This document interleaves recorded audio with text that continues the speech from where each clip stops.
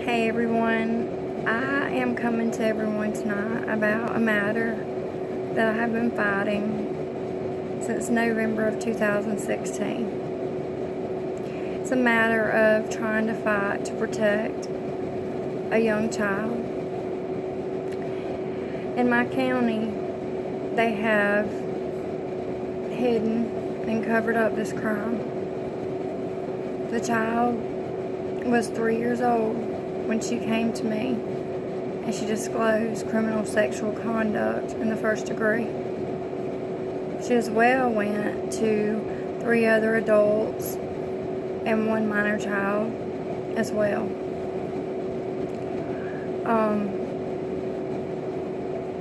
As soon as the accused found out, he said that money would win. And he said that I should know that by now. From the first forensic interview, that did not include a medical forensic, which is abnormal. As well, the forensic interview that was given, it only lasted 8 to 10 minutes. My child was taken into a room full of strangers, and she'd never been with strangers ever. She didn't know why she was there. She didn't understand why she was in this room. And she panicked and she wanted me, her mom.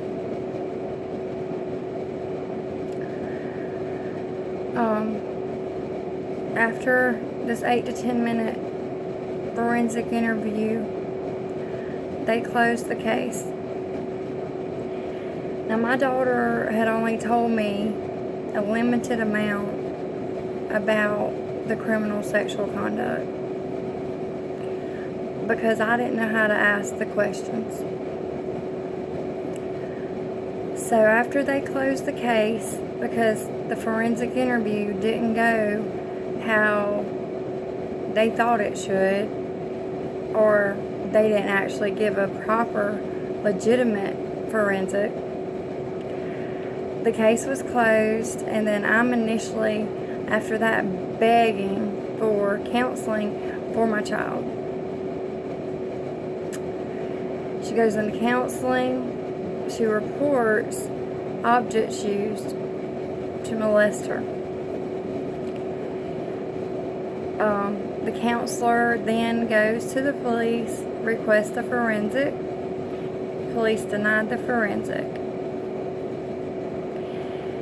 And then the counselor changed her whole attitude towards me.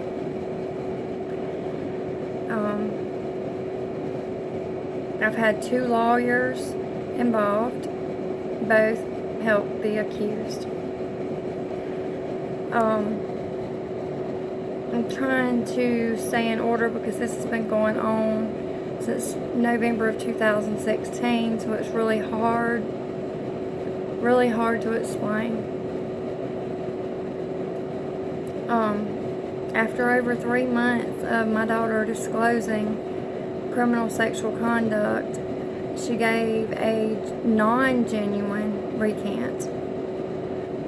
The reason I say non-genuine is because I called a rape center in a different county and they explained that it was non-genuine because she didn't take anything really back.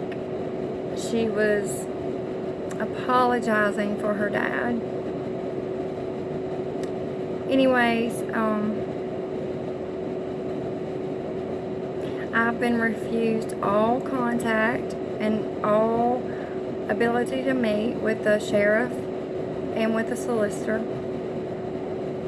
There's been multiple attempts to try to speak with them, and they have refused me constantly, and I've heard nothing from them whatsoever. I've tried to go to legal services in South Carolina, and I've tried to go to the pro bono program because my very last lawyer was one of the best in America, he claims. and he destructed this case through a coerced, intimidated, forced mediation agreement. My first lawyer helped as well. He never requested child support, number one. He also failed to inform me of a hearing that was worded by the opposed lawyer that I would be in default had I not showed at this hearing, and temporary custody would have been granted to the accused. The counselor's report went hidden at the police department. My child has another counselor. She did make a police report, and the police denied the report.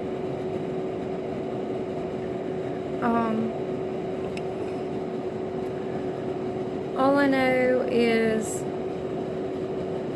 I've had even the guardian ad litem. My latest lawyer, they both said that a forensic interview would be given. They disregarded that.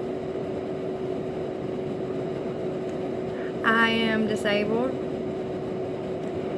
I know that I can't get help with legal services. I can't get help with pro bono. And I'm pretty definite that my most current lawyer knew that. He took the only money I had that I had received from some back arrears, child support, and he did not do one thing he was supposed to do for me. He did get mad when I had filed a grievance and fired him, and told me that this litigation wasn't over and that we would be going back to court, not meaning that he would be there, but that the opposed would get custody and nothing would be in my favor. DSS followed lead with the police department, and so did the first counselor. The second counselor, she doesn't know what to do. I mean, the police department will not take her report, and it's like the accused has been protected fully, and I don't understand why.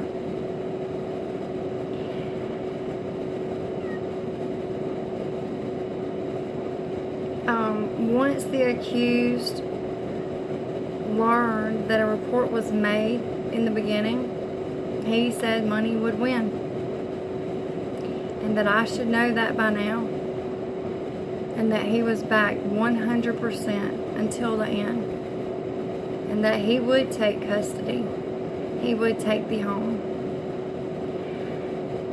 and basically he knew he was protected is what it seemed like. My second lawyer, the one that was supposed to be one of the best in America, at the mediation hearing, he yelled at me profusely to shut my mouth and to keep it shut from that day forward. He had admitted that he believed that my child had been molested. He also told me that I didn't have the money to beat the accused, and that I probably should have just kept my mouth shut about the criminal sexual conduct that my daughter disclosed to me. I sincerely cannot tell you how many tears I have cried, how much fear I have had, and how much anxiety I live in. I was forced to agree to unsupervised visitation. And this was the force that this great lawyer made me do, and kept yelling that if I didn't agree, I would lose custody of my daughter. I have wrote multiple lawyers. I have begged, I have pleaded for help. The town I live in is very corrupted. I was shot in 1995, and I was told I was beaten brutally and shot with a .30-06 rifle. I nearly died, and the investigating officer that is still in the office today told me, after I came out of the hospital, luckily not dying, he told me the only way that I would get a conviction is if someone felt sorry for me. I'm reaching out for help. I don't know if anyone is out there that can help me. I haven't found that yet. I haven't set up any kind of fund me account because I really don't know how as of yet.